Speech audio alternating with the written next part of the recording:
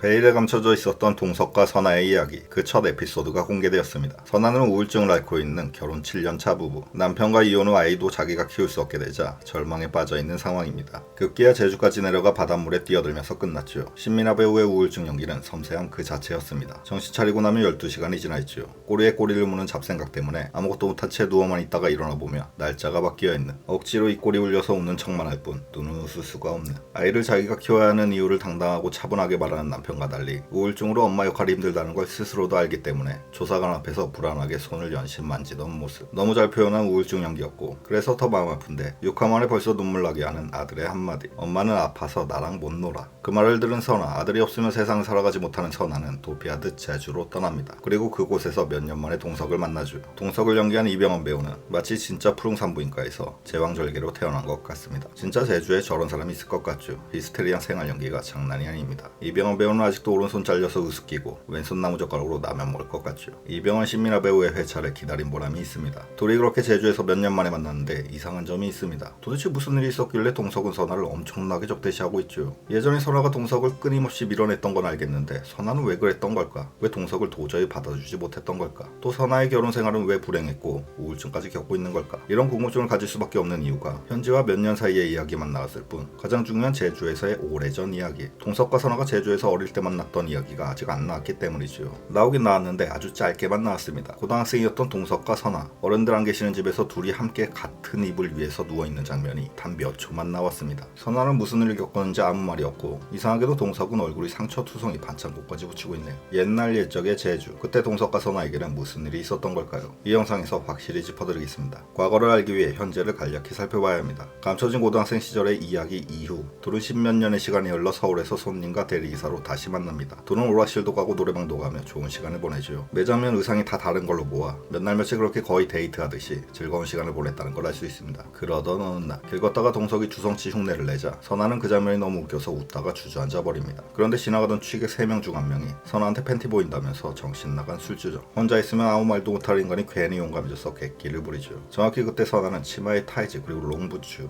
팬티가 보일 수도 없거니와 보인다고 봐서도 안 되며 설령 보였다고 해도 말을 해서는 안 되죠. 쳐맞을 짓을 했으니 쳐맞아야겠습니다. 동석이 3대1로 멋지게 데려눕혀줍니다. 비록 동석이 얼굴에도 영광의 상처는 조금 생겼지만 완전히 박력 그 자체, 자칫 위험에 빠질 수 있었던 선아를 멋지게 지켜주었네요. 여기서 알 수 있는 건 선아를 향한 동석의 마음. 선아에게 동석은 단순히 오락실 오빠, 노래방 오빠 그 이상의 존재, 선아를 진심으로 아끼고 지켜주는 존재가 동석이란 걸 알 수 있습니다. 그건 어린 시절에도 마찬가지였죠. 아까 고등학생 동석의 얼굴이 상처투성이, 그때도 반창고가 붙어 있었고 지금도 반창고가 붙어 있는 이유가 똑같습니다. 고등학생 시절의 동석도 누군가에게서 선아를 구했던 거죠. 다시 현재로 돌아와서 둘이 스포츠 똥차 빌려서 바닷가로 향합니다. 여기까지 분위기 좋았죠. 그런데 동석이 흐름 타서 가볍게 뽀뽀 한번 하니까 그때부터 선아의 태도가 싹 변합니다. 완전히 냉랭하게 180도 돌변해버렸죠. 헤어진 전남친 아직 못 잊은 거 이해합니다. 예상치 못했던 뽀뽀였던 거 충분히 이해합니다. 그럼에도 불구하고 너무 심하게 생각될 만큼 완전히 얼음짝으로 변한 선아였죠. 동석의 말대로 너도 그동안 나한테 어느 정도 마음이 있어서 같이 놀러 다니던 거 아니냐고. 동석의 그 말도 이해가 되는 상황입니다. 하지만 이 영상의 핵심, 선아의 과거 상처를 알게 되면 모든 게 이해됩니다. 선아는 어렸을 때 성폭행을 당했던 겁니다. 역시 아주 짧게 나왔었던 장면이 있죠. 고등학생 때의 선아가 무슨 봉변을 당했는지 교복단추 잠그며 옷매무새를 다듬고 있고 동석이 그걸 멀리서 지켜보고 있는 장면. 불과 1, 2초 나왔던 그 장면을 통해 선아가 고등학생 때 성폭행을 당했다는 걸 알 수 있습니다. 그때 함께 누워있던 고등학생 동석의 얼굴이 상처투성이었던 건 선아를 성폭행한 그들을 동석이 찾아가서 때려버렸기 때문이죠. 그리고 몇 년이 흘러 동석과 선아가 서울에서 다시 만났는데 지나가던 취객이 선아한테 팬티 보인다고 말을 했습니다. 명백한 성희롱이죠. 어릴 때 그랬었대. 동석은 똑같이 그들을 때려준 겁니다. 여성에게 성폭행은 삶이 끝나는 고통, 평생 정상적으로 살아가기 힘든 고통입니다. 그 고통에서 벗어날 수 없는 선아는 동석의 뽀뽀를 절대 받아들일 수 없었을 겁니다. 동석이 그랬죠. 내가 왜 네 오빠냐? 너는 여자, 나는 엄연히 남자다. 남자라서 선아에게는 절대로 안 되는 겁니다. 노력한다고 되는 게 아닙니다. 끔찍한 과거의 그 상처로 인해 지금 남편과 살면서 불행할 수밖에 없었던 이유,